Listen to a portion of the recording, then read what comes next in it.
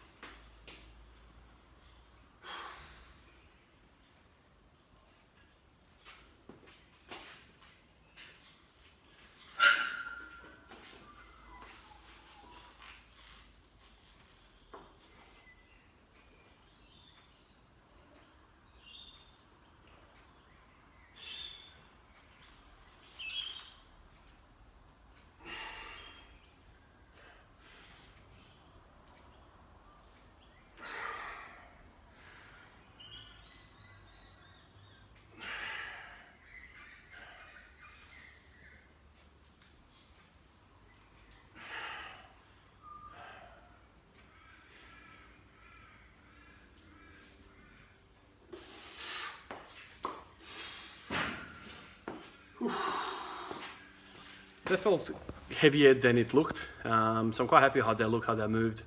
Looked pretty easy, really, but I was working hard. Anyway, the bar speed is okay, so we'll continue. We'll do the prescribed 2 more sets of 5. So we'll just keep going at it.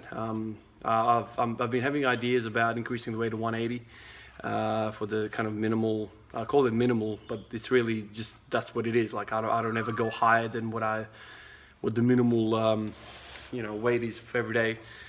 That minimal kind of like daily max thing that I used to, that's the terminology used when you're doing the Bulgarian. With the Bulgarian kind of squat every day program, you set yourself like a threshold, and no matter what, you're gonna hit that minimum threshold. And on good days, you kind of go higher. So when I use the term minimal, weight, daily weight, it's misleading because it's the only weight that I do. So I guess the only thing for me is that will fluctuate is how many sets I do. So if I feel like today, if I felt really bad, I would have just dropped off the last 2 sets. I just would have done 1. But anyway, I feel not too bad, so I'll continue doing that. But I've been having ideas about going, heavier, 180 kilos for my daily maxing or daily 5s. But I'll stay, a little longer on 170. 170 seems to be like a sweet spot for me right now. Decent amount of volume. If you think about it, I do 7 sets of 3. So 3 sets per day, 7 sets, 7 days in a week. So that's 21 sets of working sets per week, which is, they generally say, I guess, it's been discussed, I guess, 10 to 20 working sets per week is what's required per body part for hypertrophy. I don't know whether that transfers over to strength, but in the bodybuilding scene, if you do 10 to 20 working sets per week, you're on the right path. So if you think about it, all the bros that are doing, 1 day per week per muscle group, you got to do a shit ton of work every day, like as in every time you do that muscle group. With me, I'll split that shit up into 7 days. So I do 3 working sets, what I do here, 170 times 3 sets of 5. I'll do that every day. And at the end of the week, I've done 21 working sets, which is, agreed upon as the right thing to do. If you can tell by my tone, I don't put my, all of my belief into these systems, into these arbitrary things that people come up with, because 10 to 20, number 1, is a very wide range, and number 2, it's highly dependent upon who's training. If I've done a year worth of squatting every day, my threshold, my ability to recover is completely different to somebody that's been doing 1 day a week for the last 5 years. You know what I mean? Like, so I tend to think that my recovery ability is good. My body has been used to this type of regiment, and so, you know, even if I did 30 working sets per week, I don't think that's going to be too difficult, depending on what the percentage of the 1 rep max that I'm using is. So, and that's kind of like what I want to prove to you guys, that you know, if you allow your body to accommodate slowly to whatever you're doing, it's gonna serve you well. But if you have sudden, you know, jumps in workload, that's when your body kind of backfires and says, well, you know, hold on a minute, kind of like, we're going to be sore and we're going to get you sick, your immunity is going to drop, we're going to slow you down, you know, if you don't listen to us. That's what kind of the body does, you know. If you don't listen to your body, you'll get a cold or flu. And the way that works is that because, you know, your body gets run down, meaning too much stress, both physical, mental, emotional, all that is into the same basket.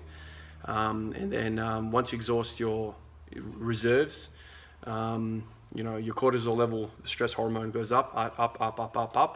And when you reach the said threshold, then your immunity starts to drop. The higher the cortisol level, the lower the immunity is. So if you're really, really stressed, if you're really running, you know, burning on both ends, you're going to find that, you know, those are the times where you get sick. So just something to keep a hold of. So if you kind of sneak and sneak up with volume and intensity, your body will accommodate. So for you guys that are thinking about squatting every day, I always say, start slow, man. You know, this is a long freaking journey. Like, I'm 300 odd days in now, you know. And if I started off day 170 kilos for 3 sets of 5, I would have been done in a week. It's too much. You slowly kind of creep up with the volume and intensity. So, you know, right now 170 kilos is working well for me, you know, at this time. Like, I'm sure I'm going to get to 180 kilos eventually, and 190, 120, and 200. You just have to kind of let the biology catch up, basically. Like, this is all a stimulus. You know, we provide a stimulus and we just expect the body to, you know, catch up.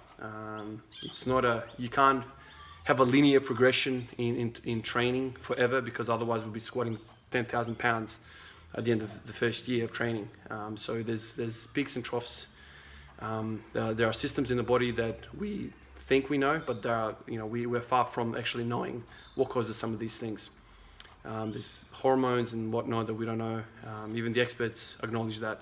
So you need to kind of feel your way through, and that's why I always say, like, programs are great, but they have to serve as a guide, not as a strict guideline that you're gonna follow, you know, dot by dot. Like, you have to use it kind of as a guide, but then you make your own kind of, like, you know, on the fly adjustments. So if you're feeling shit and you have to do 5 sets of 5 at 80% of your 1 rep max, the hell with that, man. Like, you can't do it. Like, you're feeling shit and your body's telling you something else.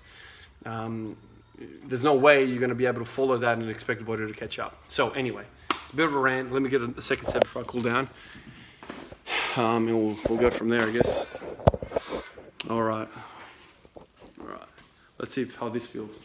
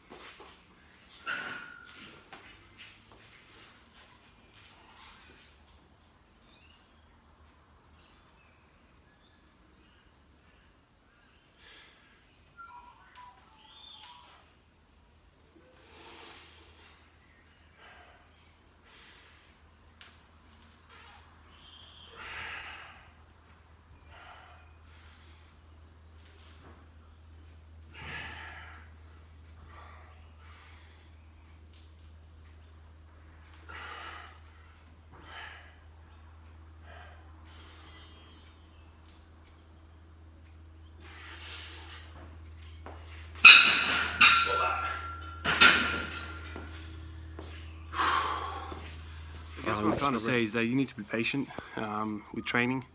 Don't force adaptation. Let adaptations come to you. So your number one role with training is to provide a stimulus. You know, so your body has a signal to do what it needs to do. But this idea that you're gonna, you know, force higher and higher and stronger singles every week or whatever, and expect, you know, results, is if done really intelligently, you can do that, but then you'll need deloads and whatnot.